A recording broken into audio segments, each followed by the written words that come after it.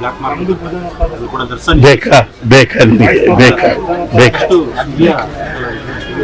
ಯಾಕಮ್ಮ, ಒಳ್ಳೆ ಮ್ಯೂಸಿಕ್ಕು, ಒಳ್ಳೆ ನಾಲ್ವಡಿಕೆ ಸ್ಟೈಲ್, ಒಡವೆ, ಪ್ರಶಸ್ತಿ, ಅದ್ರ ಬಗ್ಗೆ ಮಾತಾಡ್ತಾರೆ. ಸಜೆಸ್ಟ್ ಕೊಡೋದಾದ್ರೆ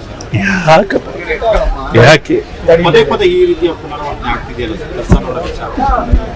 ಅಲ್ಲ ಸರ್, ಯಾಕಂದ್ರೆ ನೀವು ಕೂಡ ಚಂದನವನನ್ನ ಎಷ್ಟು ಕಷ್ಟಪಟ್ಟು ಕಟ್ಟಿದಿರಿ ಅಂತ ಗರ್ಡ ಕೊಟ್ರಿ, ಆ ಚಂದನವನಕ್ಕೆ ಈ ರೀತಿ ಬ್ಲಾಕ್ ಮಾರ್ಕ್ ಬರ್ತಿದೆಯಲ್ಲ.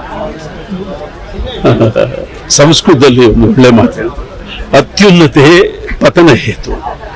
ಚಂದನವನ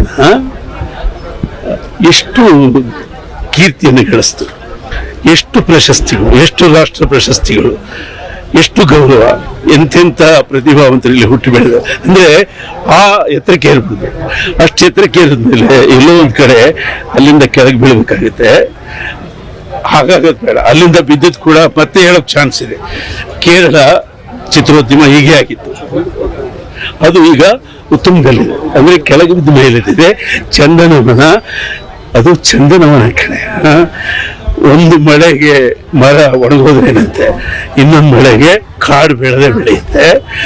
ನಾವು ಒಂದು ಸಣ್ಣದಾಗಿ ಯೋಚನೆ ಮಾಡಬೇಕು. ನಾವು ಕಲಾವಿದರು, ಅದರಲ್ಲೂ ಸಿನಿಮಾ ಕಲಾವಿದರು. ನಾವು ಸಿಟ್ಟು ಇದೆಯಲ್ಲ, ಸಿಟ್ಟು, ಅದನ್ನ ಸ್ಕ್ರಿಪ್ಟ್ ಮಾಡೋದು ಅಲ್ವಾ.